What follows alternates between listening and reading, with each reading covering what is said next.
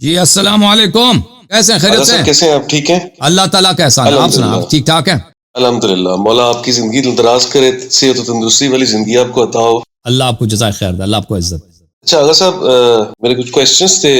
میرا کویسچن یہ تھا کہ شعب ابی طالب میں جب نبی پاک کو ایک بڑا کٹھن دور تھا، تو اس وقت ان کے ایک بڑے قریبی یار جنہوں نے اولین اسلام قبول کرنے والوں میں آتے ہیں، وہ وہاں پہ کیوں نہیں تھے؟ ابو بکر صاحب کی بات کر رہا ہوں۔ میں آپ کو بتاتا ہوں وہ کام پہ تھے، ان کے والد صاحب کا بزنس تھا، تو آپ کو پتا ہے کہ یہاں پہ کام پہ ملازم تھے، پتا ہے آپ نے؟ ابو بکر کے والد تو اپنے بیٹے کو لے کے جاتے ہوں گے نا۔ ابو بکر کی تربیت کہاں ہوئی ہے؟ مکے میں کوئی اسکول نہیں تھا، بچے سب جاتے ہیں کہ بچے جو ہے اپنے والد کے ساتھ کام پہ جاتے ہیں، اپنے والد کے ساتھ کام پہ جاتے ہیں، تو اس کی پرورش کہاں پہ ہوئی ہے، یہ بڑا کہاں ہے، تو اس کے لیے دیکھنا ہوگا کہ ابو قحافہ کی ڈیوٹی کیا تھی۔ اس نے اپنے ابے جان کا یہ ہاتھ بٹورتا ہوگا گاہک لانے کے لیے، صحیح ہے نا؟ اوکے۔ اچھا، جو حضرت عمر، حضرت ابو بکر اور حضرت عثمان کے متعلق تھوڑا سا اگر آپ گائیڈ کر دیں تو میرے ساتھ باقی لوگوں کا بھی کافی علم میں اضافہ ہو جائے گا کہ ان کے ابا و اجداد، ان کے والدین کے کیا کاروبار تھے، ان کے اپنے کیا تھے، خلافت ملنے کے بعد ان کے پاس مال و دولت کتنا تھا۔ وہ آپ دیکھ لینا، میرے تقریر ہے کہ ابو بکر عمر کے پاس، عمر کروڑ پتی کیسے بن گیا، اس میں نے بات کیا ان کے باپ کیا کرتے تھے، وہ ان کا پورا دولت کہاں سے آیا، ان کے پاس پیسے کہاں، خلیفہ بننے کے بعد یہ کتنے کروڑ پتی بن گئے، اس تقریر میں وہ تفصیل کے ساتھ موجود ہے۔ ٹھیک ہے۔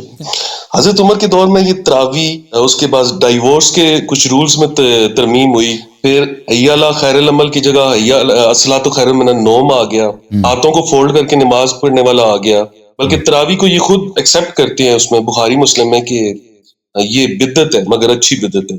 تو یہ اچھی اور بری بدعت، کیا واقعی کوئی اچھی اور بری بدعت ہوتی ہے اسلام میں؟ کیونکہ اسلام تو آخری حجت الوداع پہ ان کے پاس مکمل ہے ہو نا، چکا تھا، ان کے اس میں پاس ہے نا، ترمیم ہوئی ہیں تو ان کے پاس ہے نا بدعت، ان کے پاس چنگی بھی ہوندی ہے جی۔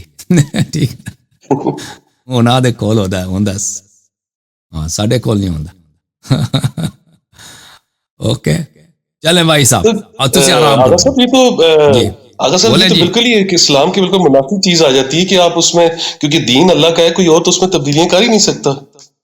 بس جی، اور نہیں کر سکتے، ان کے مولوی اور ان کے خلیفے کر سکتے ہیں، ٹھیک ہے نا؟ ان کا حساب ہی اور ہے۔ اچھا، ایک آخری سوال جس کا ضرورت پہ سب کچھ کر جواب لیتے ہیں، دے دیجیے گا۔ ضرورت پڑے تو ان کے مولوی سب کچھ یہ چینج چیز، کرتے ہیں، ہاں، ان کے خلیفہ تو ان کا مقام اس سے بھی بڑا ہے جی۔ ہاں، ان کے اپنے وہ مقصد کے مطابق وہ ہر چیز کو تبدیل کر لیتے ہیں۔ جی بالکل۔ اچھا اوکے جی علیاری صاحب، ایک آخری سوال آپ سے۔ جی دیکھیں، جیسے ہر فقہ کے جو بچے ہوتے ہیں وہ اپنے والدین کی طرز پہ ہی اسی مذہب کو ڈلتے ہیں، بہت کم لوگ ہوتے ہیں جو فقہ کو اسٹڈی کرتے ہیں، یہ کچھ کرتے ہیں۔ ہمارے یہاں نا پاکستان میں موسٹلی جو شیعہ ہیں وہ علی ولی اللہ کی قائل نہیں ہیں نماز کے اندر، جبکہ میں خود ہوں، میرے باو اجداد پڑھتے ہیں۔ مجھے کچھ ریفرنس دے سکتے ہیں اس میں، جیسے ہمارے ائمہ طاہرین نے پڑھی اور اس میں علی ولی اللہ آیا ہو، یا کچھ ہماری جو حدیث کی کتاب ہے ان میں سے کوئی ریفرنس کہاں کوٹ پہ کر سکتے ہیں؟ نماز میں؟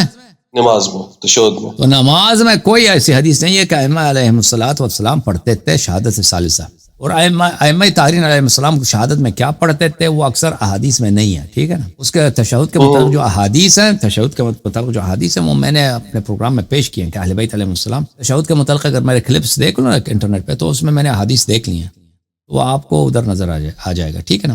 شہادت ثالثہ پڑھنا کیوں جائز ہے وہ میں نے وہاں پہ بیان کی ہے۔